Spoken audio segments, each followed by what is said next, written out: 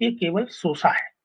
ये सोसा छोड़ रहे हैं। कारण क्या है कि इनका जो वर्चस्व है वो लगभग अब धीरे-धीरे खत्म होता जा रहा है, कमज़ोर होता जा रहा है। इनकी नींव बिल्कुल कमज़ोर हो चुकी है।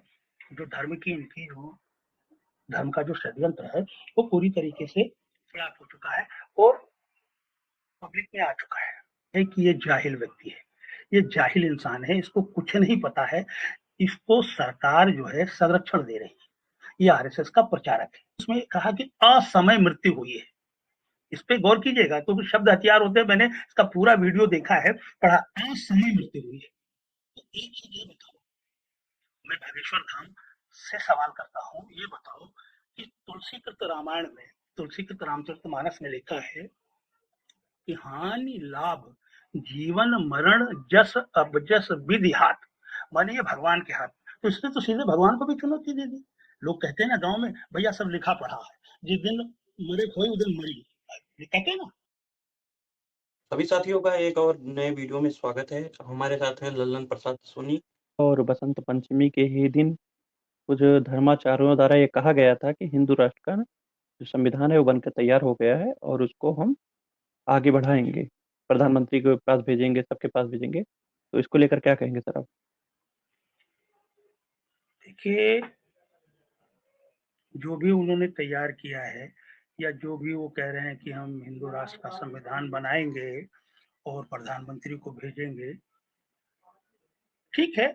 संविधान ने उनको हक अधिकार दिया है ना। संवैधानिक हक अधिकार सबको दिया है, बराबर का हक अधिकार है। उनको बोलने का भी हक अधिकार है, लिखने का भी अधिकार है ना। लेकिन सच्चाई ये है कि हिंदू राष्ट्र बनाने के लिए सबसे पहले जो पार्लियामेंट में बिल पेश होगा, बिल 2/3 बहुमत से पास होगा, उसके बाद वो राज्यसभा में जाएगा, वहां से पास होगा, फिर राष्ट्रपति महोदया के पास आएगा, पास होने के बाद ही हो सकता है। ये बहुत लंबी प्रक्रिया है और ये केवल, मैंने अपने पिछले वीडियो में बताया था, ये केवल सोसा है। ये सोसा छोड़ रहे हैं। कारण क्या है कि इनका जो वर्चस्व है वो लगभग अब धीरे-धीरे खत्म होता जा रहा है, कमज़ोर होता जा रहा है। इनकी नींव बिल्कुल कमज़ोर हो चुकी है। जो धर्म की इनकी जो धर्म का जो षड्यंत्र है, वो पूरी तरीके से फ्लॉप हो चुका है और पब्लिक में आ चुका है। तो इसलिए हम इस पे बहुत ज़्यादा महत्व नहीं देते, क्योंकि इनको ज़्यादा महत्व देंगे ना, तो जो है वो उसका जो है गलत असर आएगा। इसलिए इसको हम इन लोगों को इग्नोर करते हैं। पहले आए तो पहले से ये जो प्रक्रिया इन्होंने पूरी की है, हम ये बना देंगे, हम वो कर देंगे हिंदू रा तो पहले ये संविधान वहाँ पे जाए ना पार्लियामेंट में।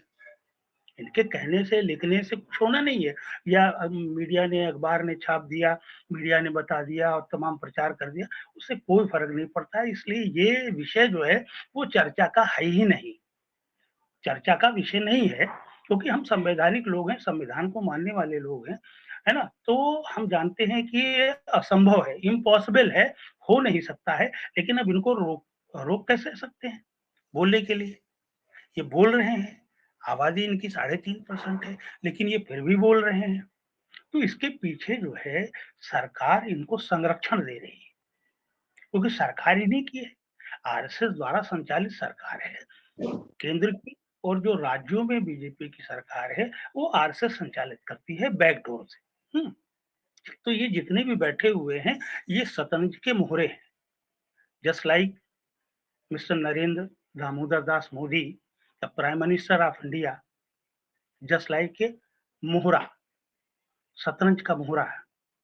Mister Yogi Adityanath, chief minister of UP, just like a शतरंज का मोहरा है ना? तो ये जो जैसी चाबी भरी जाती है, वैसे ही लोग बोलते रहते हैं, है ना?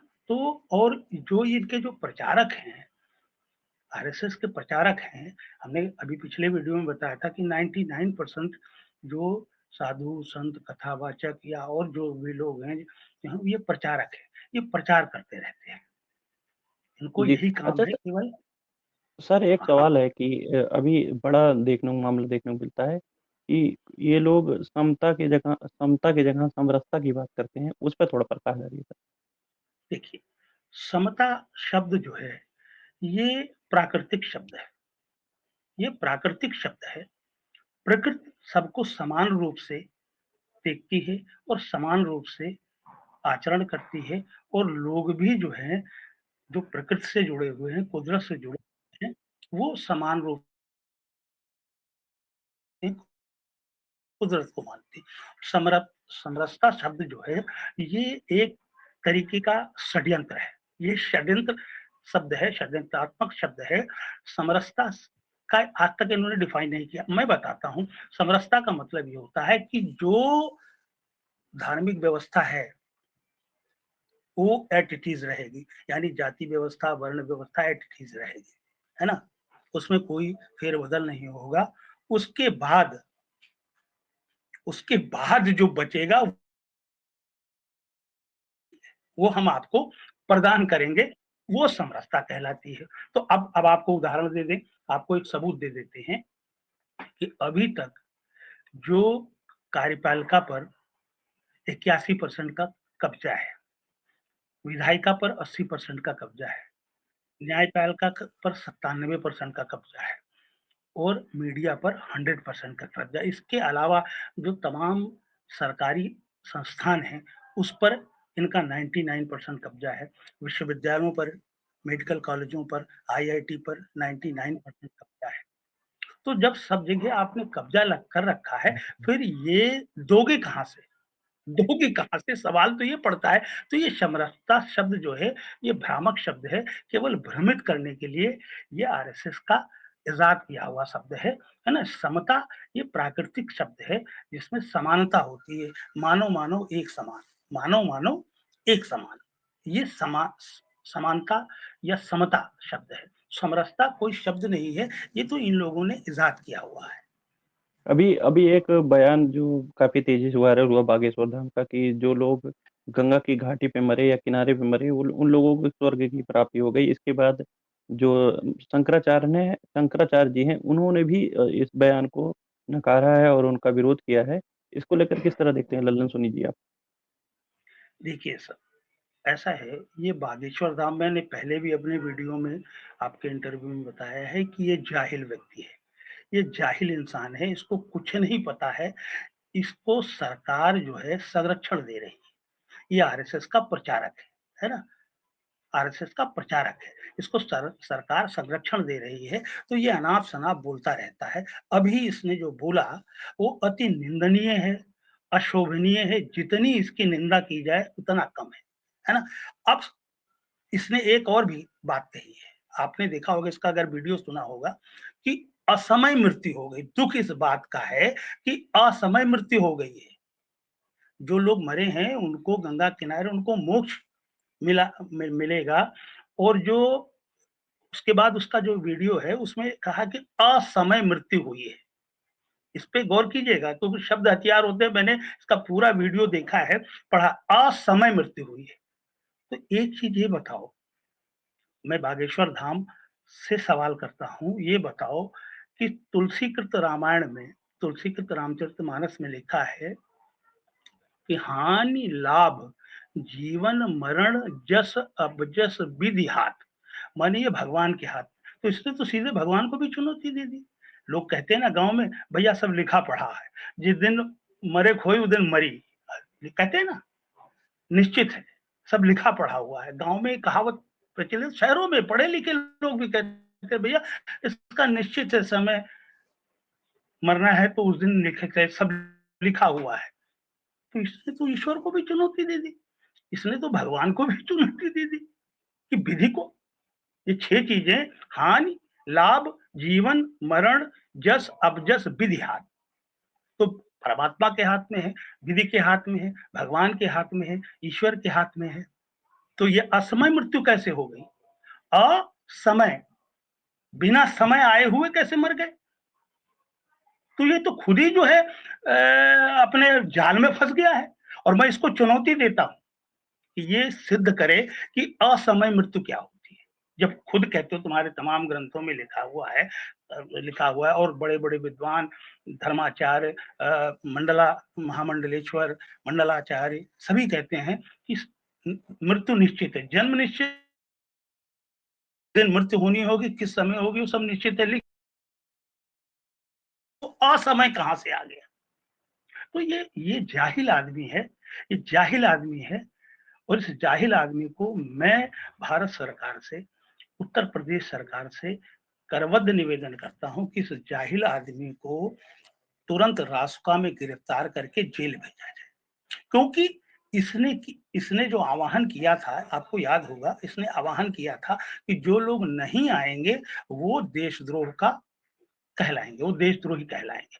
अब तमाम जो जनता अनपढ़ है, अनपढ़ है, जानकारी नहीं है उनको उतना, वो लोग डर गए और बोले नहीं हमको जाना है, नहीं तो हम देशद्रोही कहलाएँगे। तो वो भीड़ आ गई।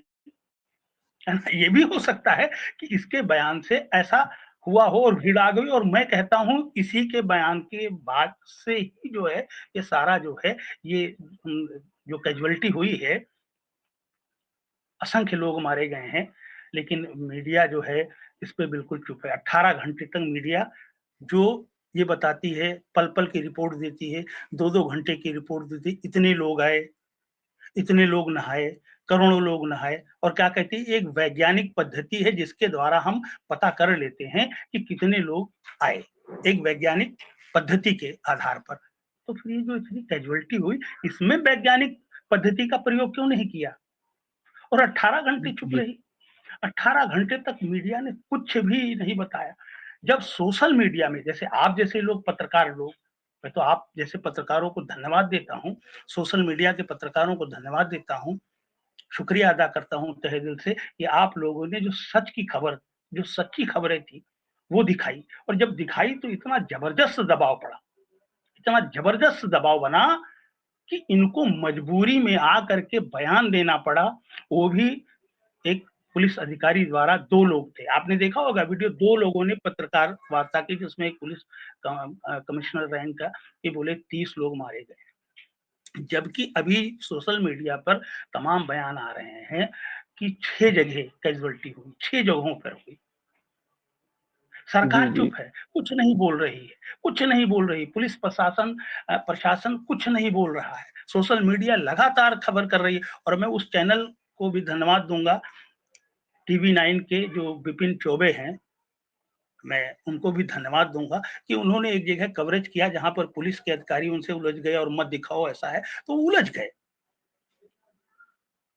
तो मैं जी, जी। उनको भी धन्यवाद देता हूँ और जिन मीडिया कर्मियों ने, सोशल मीडिया कर्मियों ने, ये जो स्टीम मीडिया कर्मियों ने जिसमें एबीपी है और न्यूज़ 24 है, दैनिक भास्कर है ना? इन लोगों ने भी खबरें दिखाई, अब उनके ऊपर प्रतिबंध लगाया गया कि नहीं लगाया गया या प्रतिबंधित किया, वो अलग का मैटर है। लेकिन इन लोगों ने जी, भी दिखाया। तो मैं जी, एक मानव होने के नाते मैं उनकी सराहना करता हूँ कि आप लोगों ने वो सच दिखाया और जी, दिखाना भी बहुत-बहुत चाहिए। लेकिन जी, लेकिन वास्तव में सच्चाई ये है कि इस देश का जो स्टीम मीडिया है, 99% वो दलाल है, टिका हुआ है, आरएसएस का दलाली करता है, भाजपा का दलाल है, लेकिन उन दलालों में से भी अगर कोई निकल आता है और ये दिखाता है, तो इस बात का मुझे फ़क्र है कि इस देश में अभी भी पत्रकारिता ज़िंदा है, लेकिन मैं इनको कोई सर्टिफ़िकेट नहीं दे रहा हूँ। जी, राणा जी, मैं बहुत-बहुत इनको कोई जी, सर्टिफ़िकेट नहीं दे रहा हूँ, जी, लेकिन जी, उन्होंने दिखाया तो मानव होने के नाते मैं ये कह सकता हूँ, उनको धन्यवाद दे सकता हूँ, उनका शुक्रिया अदा कर सकता हूँ कि आपने जो सरकार की जो असंवेदनहीनता ये थी, को जो है आप सामने लेके आए, ये बहुत बड़ी बात है और आप जी, जी, इसके धन्यवाद के पात्र हैं। जी। बहुत-बहुत धन्यवाद सर, आपने जो लोगों को जागरूक किया और महत्वपूर्ण जानकारियों से लोगों को अवगत कराया, इसके लिए बहुत-बहुत धन्यवाद सर। आपको बहुत-बहुत